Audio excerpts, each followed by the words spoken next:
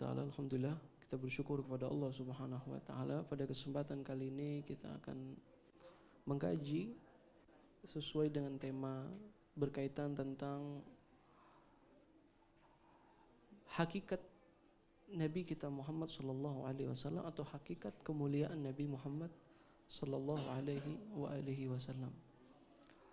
Lalu bagaimana kita mengadopsi dan mengamalkan Recording in progress. Muhammad di dalam kehidupan kita. Sebelumnya, kenapa kita ingin berbicara tentang hakikatul Muhammadiyah, hakikat keagungan Nabi Muhammad? Ini semua beranjak daripada mahabbatun Nabi sallallahu alaihi wasallam, kecintaan kepada Nabi Muhammad sallallahu alaihi wasallam, aslun min usulil iman, adalah pondasi daripada pondasi-pondasi agama yang sangat fundamental. Maka siapa orang yang gagal di dalam mencintai Nabi Muhammad, maka runtuhlah pondasi keimanannya dan berdampak kepada gugur semua amal agamanya. Ya.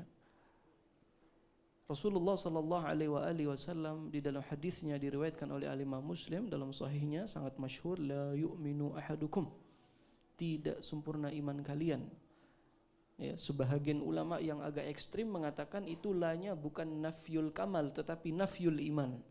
Kalau mayoritas ulama mengatakan itu la yu'minu, ai lanya di situ menafikan kesempurnaan, tidak sempurna iman kalian. Tetapi sebagian ulama yang ekstrim mengatakan itu la yu'minunya di situ bukan al-kamal tetapi nafyul iman, tidak beriman kalian. La yu'minu ahadukum, tidak beriman kalian. Saya lebih cocok kepada yang tidak sempurna iman kalian, karena kita tidak mengeluarkan orang dari keimanan. Tidak sempurna iman kalian hatta akuna ahabba ilaihi min waladihi wa walidihi wan nasi ajma'in. Atau kama qala sallallahu alaihi wasallam, tidak sempurna iman kalian kecuali kalian mencintai aku melebihi daripada orang tua kalian, melebihi daripada anak kalian, melebihi daripada segala sesuatu, daripada semua manusia, dari segala sesuatu yang penting. Kalau kita telah mencintai Nabi Muhammad SAW, lebih daripada itu barulah sempurna iman kita. Jamaah dirahmati Allah Subhanahu wa ta'ala. Maka pembahasan mencintai Nabi Muhammad, ya, ini tidak akan pernah terjadi kepada seseorang, ya, kecuali dia telah memahami hakikatul Muhammadiyah, hakikat keagungan Nabi kita Muhammad SAW. Bagaimana kita bisa mencintai sementara kita tidak mengenal hakikat Nabi kita Muhammad SAW? Karena dampaknya ketidakpengenalan kita kepada Nabi Muhammad, adabu ma'rifatina lil habib, kita tidak memiliki pengetahuan terhadap zat Nabi Muhammad, dampaknya mungkin kita mengikuti risalahnya karena ada kecocokan dengan hawa nafsu atau pikiran kita. Tapi bukan karena murni kita ittiba, taat kepada Nabi Muhammad SAW, sehingga di dalam aplikasi kehidupannya kadang-kadang ada hal-hal yang datang dari Nabi Muhammad menurut kita tidak cocok, tidak kita lakukan. Berarti yang kita ikuti adalah hawa nafsu dan pikiran kita. Kita esensikan syariat itu, ketika ada kecocokan kita lakukan, lalu kita framing atas nama ittiba, mencintai Nabi Muhammad, mengikuti Nabi Muhammad, padahal kita mencintai dan mengikuti pikiran dan juga hawa nafsu kita. Itu akibat karena kita gagal mengenal Nabi Muhammad sallallahu alaihi wasallam. So itu saya ingin mengangkat tema hakikatul Muhammadiyah, ya, hakikat keagungan Nabi kita Muhammad sallallahu alaihi wasallam. Dan variabel ini akan menjadi jembatan kepada variabel selanjutnya, dan bagaimana kita mengadopsi, mengamalkan, ya, akhlak-akhlak luhurnya dalam kehidupan. Karena kegagalan kita di dalam mengenal Nabi, gagal di dalam mencintai, gagal di dalam mengikuti, pasti ke situ nanti arahnya. Tapi ketika kita mengenal, kita mencintai, dampaknya pasti, ya, innal muhib liman yuhib muti'u, orang yang cinta terhadap yang dicintai pasti akan taat, dia akan ikuti. Maka sebelum kita masuk ke variabel yang kedua, kita masuk kepada variabel yang pertama, hakikat Nabi kita Muhammad sallallahu alaihi wasallam. Saya selalu membahas tema ini, ya, di dalam kajian-kajian maulid dan kajian-kajian mengenal Nabi Muhammad sallallahu alaihi wasallam. Walaupun tema ini besar sekali, mungkin pernah saya notice di sini waktu itu. Nah, Dari mana kita mulai mengenal hakikat Nabi Muhammad SAW? Saya punya dua teori. Teori yang pertama teori tanzih. Teori tanzih. Apa itu tanzih? Sederhananya tanzih itu menegasikan segala hal yang tidak layak yang ada pada zat diri Nabi Muhammad SAW.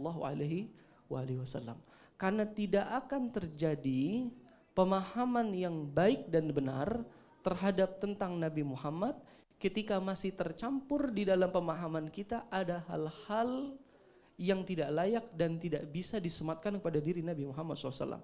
Maka saya selalu menggunakan tanzih, kita negasikan dulu yang ada kemungkinan salah faham, yang ada distorsi, kita negasikan. Lepas itu baru masuk ke teori yang kedua, yaitu at-ta'rif wal ma'rifah, pengenalan, ya, pengetahuan lebih dalam, ya. Baru ta'ammul, menelaah dan menganalisa. Baru nanti akan muncul buahnya yang disebut dengan mahabbah. Oke. Di dalam teori tanzih, ya, saya mencoba mengangkat ayat-ayat dan hadis-hadis Nabi Muhammad SAW yang selama ini selalu terjadi distorsi di dalam pemahamannya.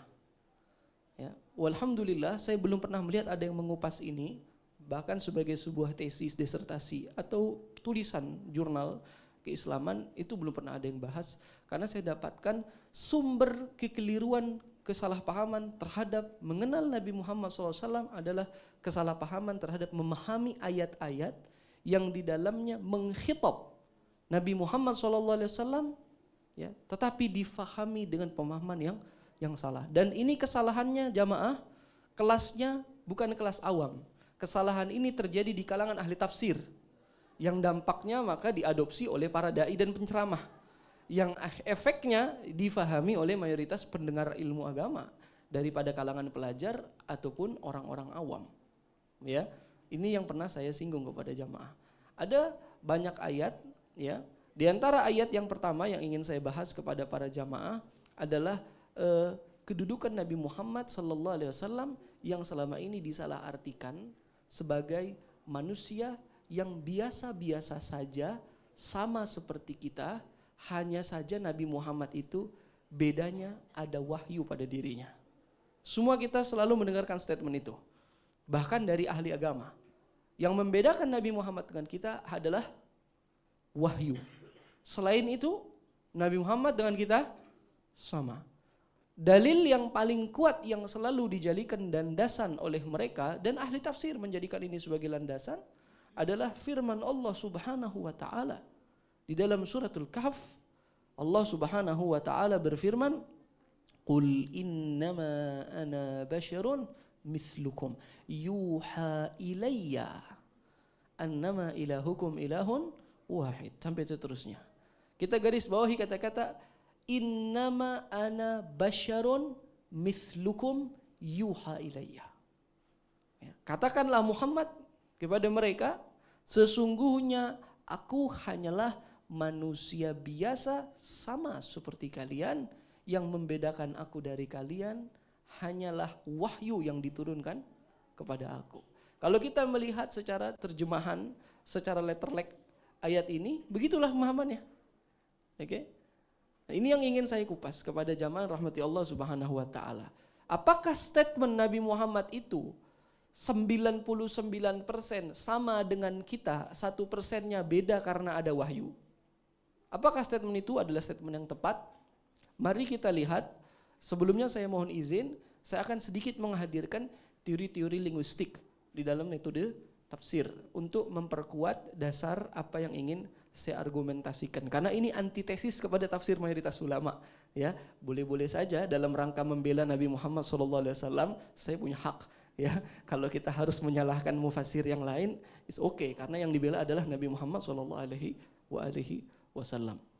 Pada kata-kata qul innama ana basyarun mithlukum, kata kunci yang sangat menjadi penentu apa maksud daripada ayat ini adalah lafaz innama. Ya, yang mana di dalam ilmu bahasa innama adalah adawatul hasr, salah satu instrumen hasr, yang memiliki fungsi, dia secara umum akan mengunci apa yang dibicarakan dan membuang segala hal yang tidak dibicarakan. Itu secara sederhananya. Kalau dikatakan hasr ini sebagai hasr hakiki, hasr itu ada banyak. Hasr hakiki itu yang tadi saya maksud, yang dibicarakan adalah fakta satu-satunya, yang tidak dibicarakan maka tidak ada. Kalau melihat ini sebagai hasr hakiki, kul innama ana basyarum mithlukum, maka di situ Allah mengunci Nabi Muhammad sebagai sebuah manusia. Dikunci itu. Dan segala macam sisi selain kemanusiaan yang ada pada diri Nabi Muhammad SAW ditidakadakan daripada segala macam bentuk keistimewaan. Kul innama ana basyarun mithlukum yuha, hanya saja yang dimasukkan oleh Tuhan satu-satunya yang bisa ada pada diri Nabi Muhammad yang berbeda dari manusia hanya wahyu. Ini kalau pakai rumus hasr hakiki, ya. Karena nanti hasr ada hasr hakiki, ada hasr idhafi. Dalam ilmu bahasa, dalam ilmu sastra kita pelajari itu, ya. Dan ini menjadi dasar bahwa Allah mengunci kemanusiaan yang disandarkan dengan wahyu saja pada diri Nabi, maka selainnya dinafikan.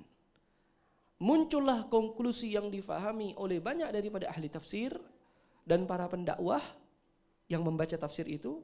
Pada ayat ini disebut, ada konklusi yang disebut dengan isbatu al-bashariyah wa nafyu al-khususiyah. Nabi Muhammad di ayat ini ditetapkan oleh Allah sebagai manusia dan dihilangkan segala macam bentuk keistimewaan pada diri Nabi Muhammad SAW, maka muncullah statement manusia biasa. Sehingga Nabi Muhammad selalu disematkan, ikuti saja syariatnya, jangan berlebihan di dalam mencintainya, jangan berlebihan di dalam menyanjungnya, jangan berlebihan di dalam memujinya, karena sesungguhnya dia adalah manusia biasa yang membuat dia istimewa karena ada wahyu. Maka yang kita agungkan wahyunya, risalahnya. Selebihnya Nabi Muhammad itu biasa saja. Ini distorsi yang sangat fatal menurut saya. Dampaknya nanti kepada segala macam peribadatan dan keagamaan kita. Daripada nilai-nilai agama, daripada syariat berupa hukum dan yang semisalnya. Bisa dipahami sampai di sini kira-kira? Oke. Lalu bagaimana pemahaman yang seharusnya? Itu kita buat masalah tadi. Sekarang kita jawab masalah itu. Bagaimana pemahaman yang seharusnya terhadap ayat ini? Oke, kalau kita mendudukkan ayat ini dengan teori-teori penafsiran yang tepat, bukan hanya menggunakan bahasa Arab saja, ya, maka ada satu metode yang menurut saya metode ini cukup bagus dan banyak dipakai oleh sebagian ulama kontemporer yang disebut dengan metode munasabah. Kalau yang belajar tafsir pasti tahu itu. Namanya apa? Munasabah. Ya. Munasabah ini, bagaimana munasabah? Ya. Dia mencocokkan antara as-siyaq, redaksi yang ingin kita bahas, dengan al-lihaq was-sibaq, dengan apa yang datang sebelumnya atau yang setelahnya daripada redaksi tersebut. Jadi untuk memberikan pemahaman kepada ayat ini, saya harus melihat bagaimana surat atau ayat sebelum atau setelahnya yang ada pada surat atau ayat tersebut. Nah, kalau kita menggunakan metode munasabah, siyaq dan sibaq kita masukkan untuk menghasilkan pemahaman apakah innama di sini betul-betul hasr hakiki atau bukan, kita dapatkan zaman dirahmati Allah Subhanahu wa taala di dalam surat yang sama Al-Kahf, di awal surat Allah Subhanahu wa taala berfirman di ayat 4, wa yunziral ladzina qalu ittakhadallahu walada. Dan Allah Subhanahu wa taala memberi peringatan kepada mereka orang-orang Nasrani yang berkeyakinan, yang mengatakan bahwa Allah Subhanahu wa taala mengangkat seorang anak. Yang mana mereka meyakini Isa al-Masih alaihi salam, Nabi Allah Isa, sebagai anak daripada Allah Subhanahu wa taala. Lalu di surat yang sebelumnya, ya, Allah Subhanahu wa taala berfirman, karena sebelum surat Al-Kahf ada surat namanya surat Al-Isra, ya. Di surat Al-Isra, ya, di akhir surat Allah Subhanahu wa taala berfirman, wa qulil hamdulillahilladzi lam yattakhidh waladan wa lam yakun lahu syarikun fil mulk wa lam yakun lahu waliyyun minadh-dhulli wa kabbirhu takbira. Di sini Allah Subhanahu wa taala juga mensucikan dirinya dari segala macam bentuk perbuatan yang tidak layak pada zat Allah, yaitu mengangkat seorang anak dan juga berserikat kepada sesuatu selain Allah Subhanahu wa taala di dalam ketuhanannya. Jamaah yang dirahmati Allah Subhanahu wa taala. Dua ayat tadi menjelaskan tentang dua mazhab di dalam akidah Nasraniyah yang ada saat itu. Yang pertama, mazhab meyakini bahwa Isa alaihissalam adalah anak Tuhan. Isa alaihissalam adalah anak Tuhan yang juga dia adalah Tuhan. Jadi dia Tuhan tetapi dia juga anak Tuhan. Maksudnya dia Tuhan dan dia juga manusia. Firqah yang satu, madhab yang satu di dalam akidah Nasraniyah saat itu meyakini bahwa Isa alaihissalam Tuhan bukan manusia. Jadi ada dua mazhab ya. Nanti mazhab ada banyak, tetapi yang disitir di ayat ini ada dua mazhab. Yang mana yang satu meyakini Isa itu manusia juga sekaligus Tuhan, karena dia anak Tuhan. Di satu sisi ada yang meyakini Isa itu bukan manusia, dia memang Tuhan.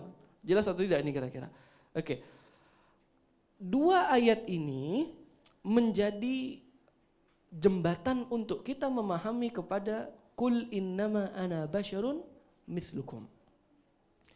Maka maksud daripada Qul innama ana basyarun mithlukum yuha ilayya, yang dikhitab pada ayat ini bukan orang-orang yang beriman, tetapi Allah Subhanahu wa taala melalui lisan Nabi Muhammad sedang mengkhitab mereka yang tidak beriman kepada Nabi Muhammad sallallahu alaihi wasallam. Yang mana syubhat orang-orang Nasrani saat itu adalah meyakini Nabi itu ada sisi-sisi ketuhanannya, sebagaimana fitnah yang terjadi kepada Isa alaihi assalam.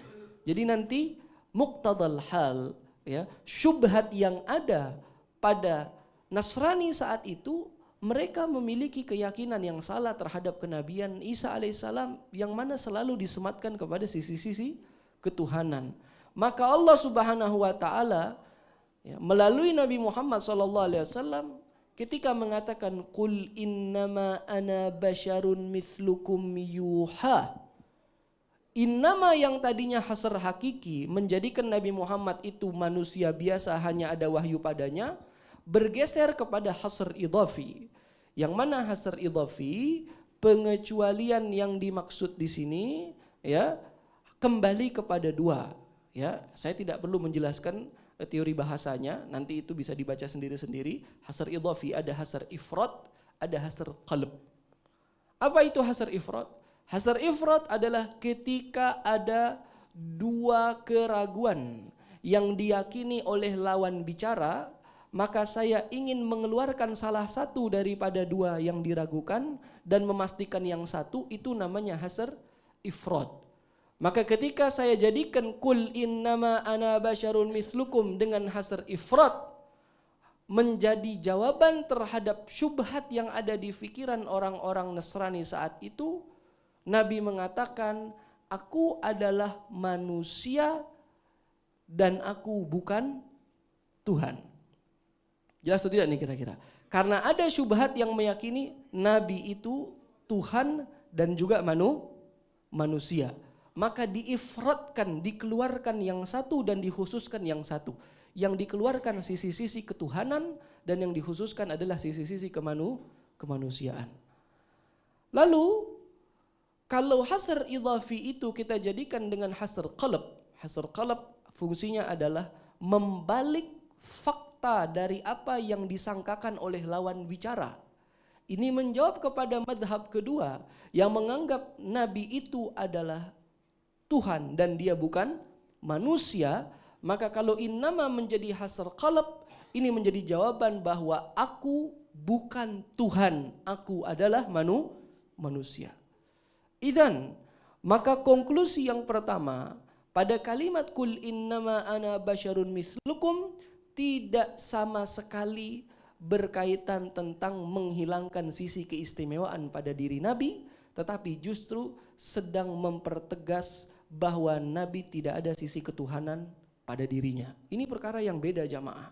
Saya ingin menjelaskan dulu, maksudnya beda kenapa? Begini, ketika saya menegasikan diri saya tidak ada sisi ketuhanan, bukan berarti saya menegasikan segala bentuk keistimewaan yang ada pada diri saya. Oke? Kalau di terjemahan dan apa yang ada di dalam tafsir mayoritas, di sini Nabi menegasikan keistimewaan pada dirinya, sehingga Nabi biasa-biasa saja. Tetapi pada faktanya kalau kita mendudukkan ayat ini dengan teori-teori yang benar, yang dinegasikan adalah ketuhanan. Maka kalau saya boleh merubah statement apa yang tadi dibangun oleh sebagian besar ulama, di sini adalah isbatul basyariyah wa nafyul uluhiyah. Mohon maaf, isbatul basyariyah wa nafsyul khususiyah, menetapkan kemanusiaan dan menghilangkan keistimewaan. Maka yang tepat adalah di sini nafyul uluhiyah ma'a isbati al khususiyah. Yang tepat adalah Nabi Muhammad sedang menegasikan sisi-sisi ketuhanan padanya, bersamaan itu tetap ditetapkan kemuliaan dan keistimewaan pada dirinya. Ini konklusi yang pertama pada pemahaman kul innama ana basyarun mislukum, karena syubhat yang ada pada orang-orang Nasrani mempertuhankan Nabi, maka Allah ingin menjelaskan Nabi itu bukan Tuhan. Ya. Tetapi tidak boleh gara-gara Nabi itu bukan Tuhan terus kita hilangkan segala macam bentuk keistimewaan pada diri Nabi Muhammad SAW. Ya. Saya kalau boleh kasih contoh ya, saya kasih contoh jamaah, saya kasih contoh. Ya. Jadi ayat Al-Quran itu di dalam mengkhitob, di dalam bertitah, dia selalu melihat kecocokan apa yang diperlukan. Perhatikan, ini muqtadal halnya berbeda, jadi berbeda ayat itu. Contoh, ya, misalnya kasus kepada Nabi Allah Ibrahim atau nabi-nabi selain Nabi Isa. Ya, di dalam firman Allah Subhanahu Wa Taala pada surat Ibrahim, ya, qalat rusuluhum afillahi syakkun fatiris samawati wal ardi yad'ukum liyaghfira lakum min dunikum wa yuakhirakum ila ajalin musamma qalu in antum illa basyarun mithluna. Perhatikan, para rasul-rasul ketika terjadi argumen dengan orang-orang yang tidak beriman, ini selain Nabi Isa, ya, mereka diargumen oleh orang-orang yang tidak beriman dengan kata-kata, kamu gak usah banyak ngomong ya nabi-nabi.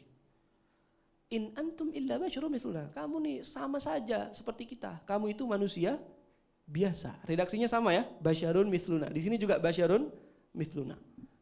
Cuman bedanya kalau yang tadi yang mengatakan basyarun mithlunanya dari nabi, dari Tuhan, kalau ini yang mengatakan dari orang lain yang menisbatkan basyar kepada seorang nabi. Apa jawabannya? Ya. Allah Subhanahu Wa Taala ketika mengkhitob sesuai dengan fitnah dan syubhatnya. Kalau Nabi Ibrahim, syubhatnya tidak ada satupun pengikutnya yang meyakini Nabi Ibrahim adalah Tuhan. Tidak ada yang meyakini Nabi Ibrahim adalah anak Tuhan. Justru fitnahnya Nabi Ibrahim, mereka yang mencela para nabi yang tidak meyakini keistimewaan ada pada diri Nabi Allah Ibrahim. Bagaimana jawaban dari Allah Subhanahu Wa Taala? Allah Subhanahu Wa Taala mendikte Nabi Allah Ibrahim dan para nabi-nabi. Apa kata mereka? Qalat lahum rusuluhum innahnu illa basyarum mislukum walakinallaha yamunnu ala man yasha min ibadihi. Memang kami manusia, tetapi Allah Subhanahu Wa Taala berkehendak semau-maunya di dalam memberikan keistimewaan, privilege, anugerah, kemuliaan, kekhususan kepada hamba-hambanya, dan kami adalah hamba-hamba yang Allah istimewakan yang berbeda daripada kalian. Apa maksud saya membawakan ayat ini sebagai contoh? Ketika khitabnya, fitnahnya berbeda, maka Allah Subhanahu Wa Taala pun berbeda di dalam cara mengkhitab. Kalau Nabi Isa fitnahnya adalah dituhankan oleh kaumnya, maka Allah turunkan derajat Nabi Isa di tengah kaumnya. Bukan karena Nabi Isa yang turun, Tetapi itulah yang diperlukan kaumnya. Karena dia dipertuhankan, maka Allah katakan dia manusia biasa. Paham atau tidak nih kira-kira? Tetapi ketika fitnahnya Nabi yang dicela, maka Allah murka orang yang mengatakan Nabi itu manusia biasa. Paham atau tidak? Jadi tergantung apa yang dibutuhkan. Bagaimana ketika Nabi Ibrahim dikatakan kamu manusia biasa, Allah bilang jangan semena-mena kamu katakan. Allah maha memungkinkan memberikan keistimewaan kepada siapapun yang Allah inginkan. Allah tidak bilang, iya dia manusia biasa, ada wahyu pada dirinya. Enggak. Tapi ketika Isa, karena Isa dipertuhankan, maka Isa diturunkan oleh Allah. Jadi khitab itu kadang-kadang turun, kadang-kadang naik. Saya kasih contoh yang lain. Misalnya ya, Nabi Isa, karena fitnahnya dia dipertuhankan, bagaimana khitab Allah? Mal masihu ibnu Maryam illa rasulun. Al-Masih Isa itu cuman rasul biasa. Nah, kira-kira begitu. Cuman rasul biasa. Qad khalat min qablihi rusul. Yang kayak dia tuh sudah ada sebelumnya. Kalau kamu bingung sama Isa, yang kayak Isa itu sudah kami datangkan sebelumnya. Ya. Lalu dikatakan Ibnu Maryam, dia anaknya Maryam. Ini berarti kan menghapuskan persepsi mereka yang mengatakan anak Tuhan. Isa itu anaknya Maryam, cuman rasul seperti rasul-rasul yang lain. Lalu Allah Subhanahu wa taala menegaskan lagi, kana yakulani ta'am. Isa sama ibunya itu makan makanan seperti kalian. Makan keju, makan gandum, makan jelai, makan anggur. Bukankah kalian juga makan makanan yang sama? Maka Isa itu biasa-biasa saja. Oke, apakah di sini mencela Nabi Isa? Bukan. Tetapi memang itu yang diperlukan oleh mereka yang syubhat fitnahnya mempertuhankan Nabi Isa. Jelas atau tidak ini kira-kira? Ya. Tetapi ketika Nabi Muhammad SAW, perhatikan, Nabi Muhammad adakah yang meyakini Nabi Muhammad sebagai Tuhan daripada kaumnya? Enggak ada. Adakah yang meyakini Nabi Muhammad anak Tuhan? Enggak ada. Kita perhatikan. Sekarang Nabi Muhammad SAW dikatakan oleh kaumnya, وَقَالُوا مَا لِهَذَا الرَّسُولِ يَأْكُلُ الطَّعَامَ وَيَمْشِي فِي الْأَسْوَاقِ. Perhatikan, orang-orang kafir Quraisy mengatakan, masa Rasul kayak gini, makan, terus jalan-jalan di pasar sama kayak kita. Kalau Rasul itu mah malaikat harusnya gitu ya, terbang, bercahaya, enggak makan. Masa utusan Tuhan makan, utusan Tuhan berjalan-jalan di pasar. Ini sesuai apa yang dikatakan oleh Allah kepada Nabi Isa. Tapi sekarang yang mengatakan ini orang kepada Nabi Muhammad. Kalau memang hakikat yang ingin disampaikan oleh Tuhan itu, harusnya Tuhan malahan mengafirmasi itu. Betul, dia makan seperti kalian. Betul, dia jalan-jalan seperti kalian. Tapi apa balasan dari Allah Subhanahu wa taala? Ya. Undur kaifa darabu lakal amthala fadallu fala yastati'una sabila. Allah bilang, Muhammad kekasihku, lihatlah bagaimana mereka membuat perumpamaan-perumpamaan yang buruk kepadamu, maka sesatlah mereka. Jadi ketika orang menisbatkan ke Nabi Muhammad biasa saja, orang makan juga seperti kita, belanja juga. Allah bilang apa? Lihatlah mereka menyematkan sifat-sifat yang tidak layak kepadamu, fadallu, tersesatlah mereka. Tapi giliran ke Nabi Isa, malahan Allah yang bilang, Isa itu manusia biasa, makan seperti kalian, minum seperti kalian. Kenapa bisa berbeda seperti ini? Ini yang disebut dengan muqtadal hal. Jadi situasi dan kondisi dicocokkan oleh Allah di dalam mengkhitab. Karena Isa dipertuhankan maka dikatakan seperti itu. Tetapi kalau kita menisbatkan hal yang sama kepada Nabi Muhammad dengan embel-embel dia manusia biasa, apa kata Allah? Fadallu. Cuman ngomong gini doang. Nabi Muhammad tuh sama, makan sama kita. Dia sama kita, manusia juga. Hal yang demikian saja sudah dianggap mencibir Nabi Muhammad sallallahu alaihi wasallam. Faham atau tidak ini kira-kira? Ya. La ilaha illallah. Jamaah rahmati Allah Subhanahu wa taala. Saya kasih contoh lagi yang ketiga. Kembali kepada Nabi Isa lagi. Ya, ini di Al-Qur'an banyak sekali ya. Alhamdulillah saya coba mengkaji satu-satu. Ternyata Begini cara Allah Subhanahu wa taala mengkhitab kita. Ketika Nabi Allah Isa alaihissalam di surat Al-Maidah ayat 110 ya, di dalam memperlihatkan mukjizatnya ya.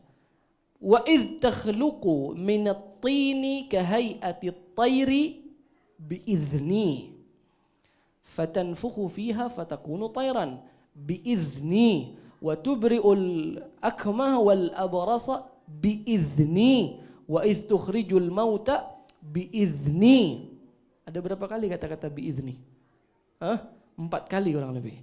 Ya, ketika Nabi Allah Ibrahim, ketika Nabi Allah Isa alaihi assalam ya, memperlihatkan daripada mukjizatnya ya, menghidupkan orang yang mati ya, dan yang lain-lain ya, meniupkan tanah menjadi seekor burung ya, ya. Semuanya kata-katanya apa? Dengan izinku, kata Allah. Ketika kamu melakukan ini dengan izinku. Ketika kamu ini dengan izinku. Kita lihat Nabi Allah Ibrahim alaihissalam. Itu Nabi Isa. Nanti kita bedakan. Ketika Nabi Allah Ibrahim meminta kepada Allah bagaimana caranya engkau menghidupkan sesuatu yang mati. Kan itu permintaan Nabi Ibrahim. Wa idh qala Ibrahim rabbi arini kaifa tuhyil mauta. Gimana ya Allah? Qala awala tu'min qala bala walakin liyatma'inna qalbi. Apa kata Allah? Qala fakhudh arba'atan minat tayri fasurhunna ilaika thumma ja'al ala kulli jabalin minhunna juz'an thumma ad'uhunna ya'tinaka sa'ya. Oke, kalau kamu mau.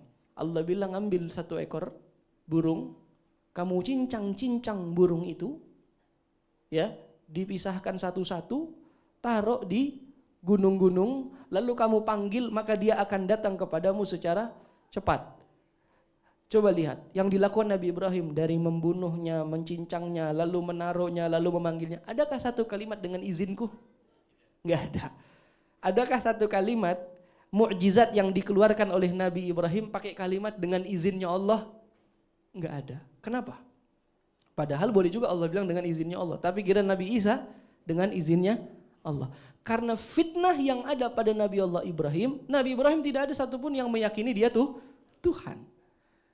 Yang ada orang meragukan dia sebagai seorang nabi dan meragukan Tuhannya Nabi Ibrahim. Maka Allah tidak mengatakan dengan izinku. Tetapi fitnahnya Nabi Isa, nggak ngapa-ngapain aja udah dianggap Tuhan. Apalagi melakukan keistimewaan dikit. Maka selalu Allah turunkan status Nabi Isa di hadapan umatnya dalam rangka untuk memberikan pengetahuan bahwa dia adalah bukan Tuhan. Nah, kalau cara kita mensikapi Nabi Muhammad dengan cara mensikapi umat-umat kepada Nabi Isa, ini adalah cara yang kurang tepat. Karena Nabi Muhammad tidak ada fitnah penyembahan pada dirinya. Maka tidak boleh kita sematkan kata-kata dia adalah manusia biasa. Dan tidak boleh kita katakan padanya ana basyarun mithlukum, itu Nabi yang mengatakan Nabi cuma punya wahyu saja, selebihnya dia manusia biasa.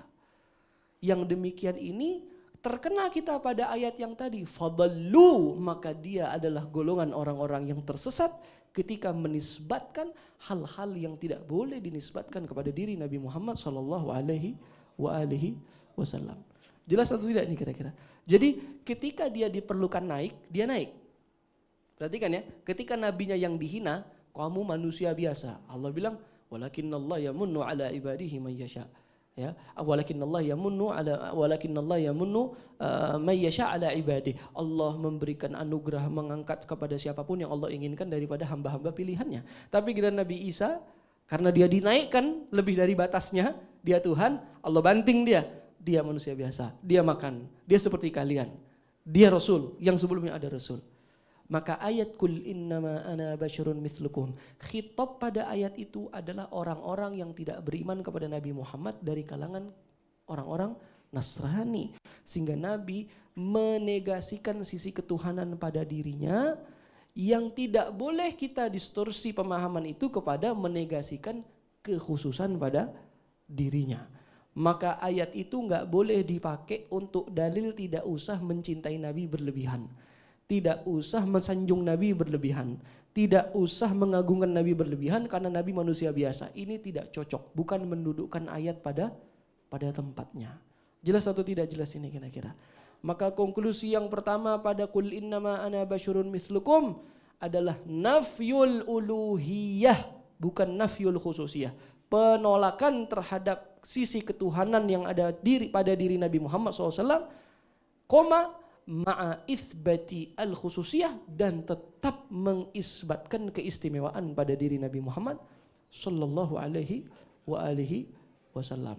Di poin ini ada yang mau bertanya, saya persilahkan. Ya, ini distorsi terhadap pemahaman ayat yang tadi, ayat di surat Al-Kahf itu. Saya persilahkan kalau ada yang ingin bertanya dulu.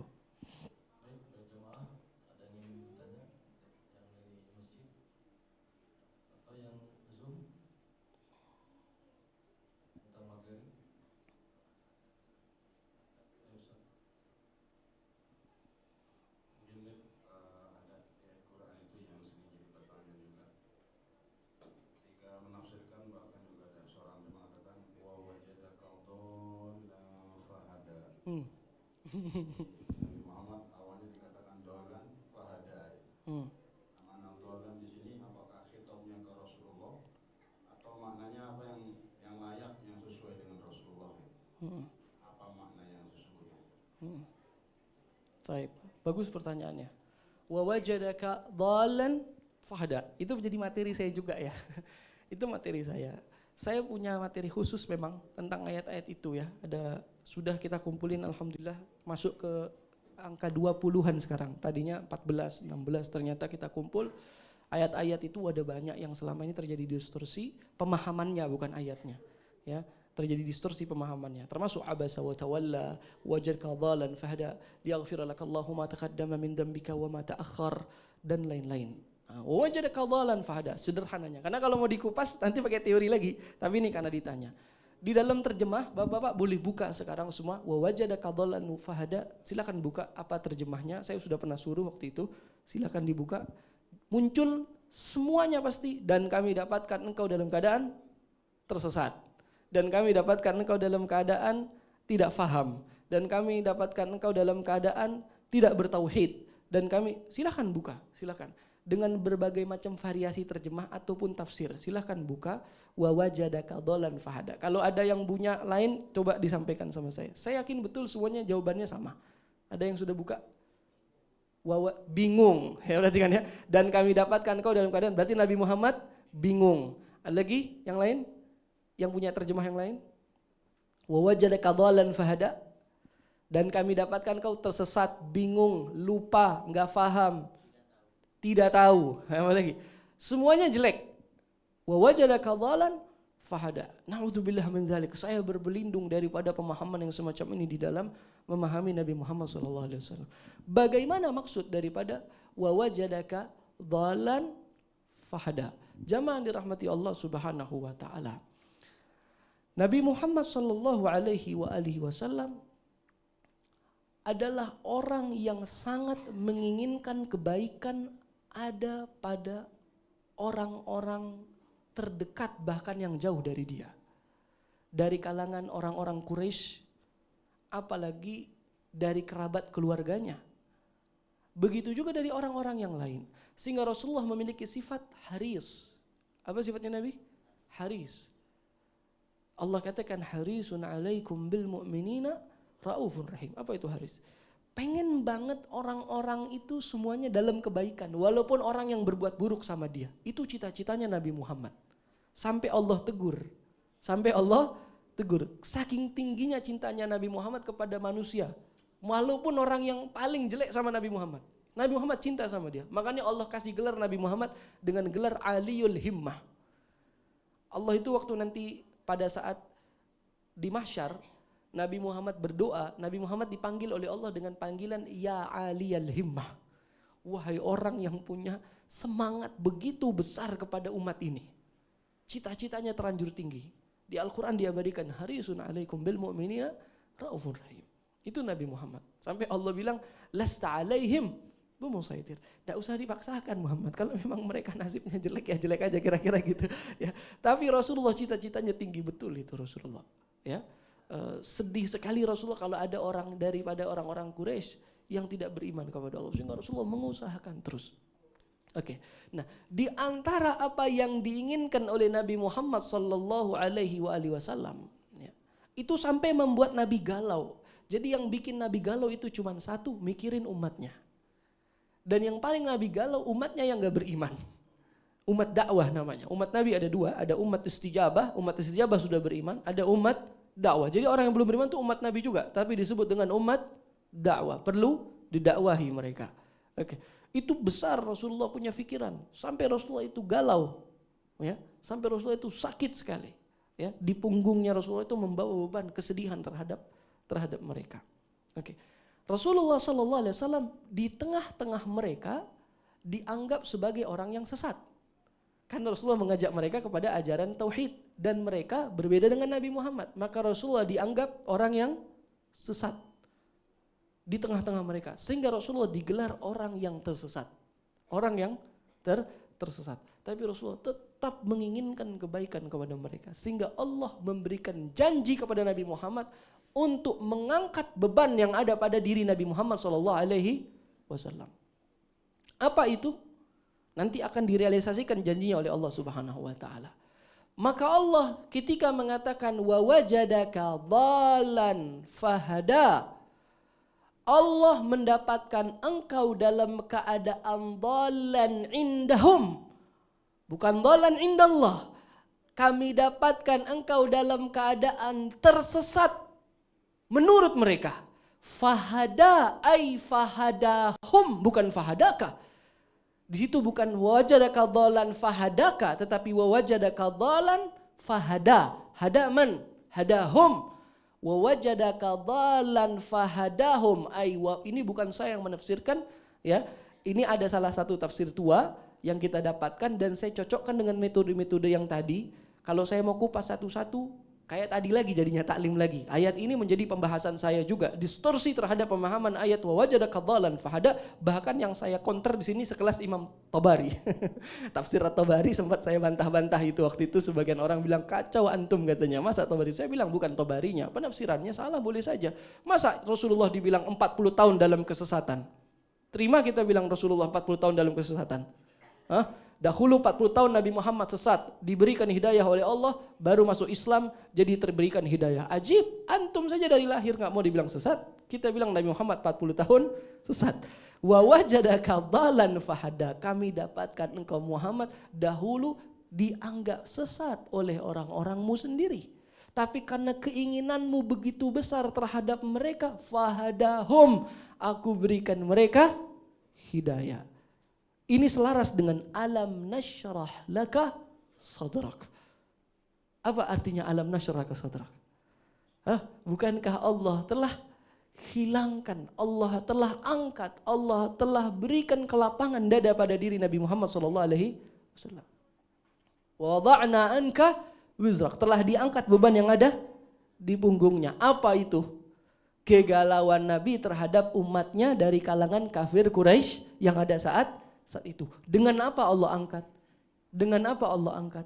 Iza jaa nasrullahi wal fath wa ra'aitan nasa yadkhuluna fi dinillahi afwaja. Nabi Muhammad senang betul lihat saudaranya yang dulu nggak iman sama Allah, yang dulu jelekin Nabi, yang dulu apa, sekarang dia syahadat, sekarang dia beriman. Liyaghfira lakallahu ma taqaddama, agar Allah ampuni dosa, bukan dosamu. Ini selama ini kan liyaghfira laka dosamu, ma taqaddam yang telah lampau. Liyaghfira laka ay min ajlika, agar Allah ampuni dosa orang-orang yang berbuat jelek kepadamu karena cintamu kepada mereka.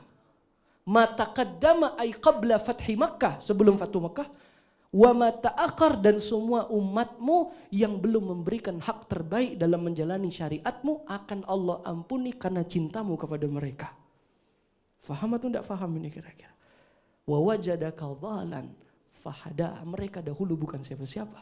Allah berikan hidayah bimahabbatika lahum, karena cintamu kepada mereka. Wala saufa yu'tika rabbuka fatarada, dan akan diberikan kepadamu Muhammad apa yang kau cita-citakan. Apa itu? Pertolongan yang disebut dengan syafa'atul uzma kepada mereka semua. Fatarada, di hari itu engkau akan ridha, dan keridhaan Nabi Muhammad lah yang diinginkan oleh Allah Subhanahu wa taala. Jauh beda banget kan? Gara-gara salah paham jauh beda banget apa enggak ini kira-kira? Coba wajadaka dhalan fahada kalau diartikan dengan Nabi Muhammad dulu juga tersesat, dikasih hidayah. Nabi Muhammad dulu juga bingung, Nabi Muhammad juga dulu enggak paham. Ini kacau nih pemahaman seperti ini, ya. Padahal itu artinya tidak seperti itu. Kira-kira begitu Ustaz. Ya, nanti kapan-kapan kita bahas ya ayat-ayatnya satu-satu. Memang itu bukan kajian masail kayak gini ya, taklim yang ini ya. Seperti itu. Iya. Ada lagi pertanyaan? Cukup ya? Waktu ya? Oh iya, karena waktu ya. Berarti kita masih kita wukuf di variabel pertama. Variabel pertama yang belum selesai, tapi setidaknya ayat tadi sudah bisa difahami jamaah. Saya tidak lagi ingin dengar ada orang yang mengatakan qul innama ana basyarun mithlukum menjadi dalil Nabi Muhammad itu biasa-biasa saja, tidak boleh. Jadi konklusinya Nabi Muhammad sama kepada kita di dalam 1%. Apa itu? Manusia. 99% Nabi Muhammad bukan kita. Jangan dibalik, 99% Nabi Muhammad sama kayak kita, 1% wahyu, itu keliru. Tetapi 1% saja Nabi Muhammad sama kepada kita. Pada sisi manusia, 99% tidak ada yang mengetahui. Safwatullah, Habibullah, Nabiyullah, Khalilullah, semuanya ada pada diri Nabi Muhammad yang tidak bisa disamakan. Jadi jangan karena kita ada kesamaan dengan Nabi Muhammad di dalam manusia, lalu kita samakan seluruh sifat kemanusiaan kita pada diri Nabi Muhammad SAW. Wallahu a'lam bishawab. Ya, saya ingin kajian-kajian seperti ini harusnya dikaji di bulan-bulan Maulid. Jadi supaya pemahaman yang ada bukan hanya euforia saja, kecerdasan intelektual terhadap memahami ayat-ayat yang selama ini disalah artikan. Wallahu a'lam bishawab. Kurang lebihnya mohon maaf. Subhanakallahumma bihamdika asyhadu an la ilaha illa anta astaghfiruka wa atubu ilaik. Wassallallahu ala sayyidina Muhammad wa alihi at-tahirin at-tayyibin. Walhamdulillahi rabbil alamin. Assalamualaikum warahmatullahi wabarakatuh.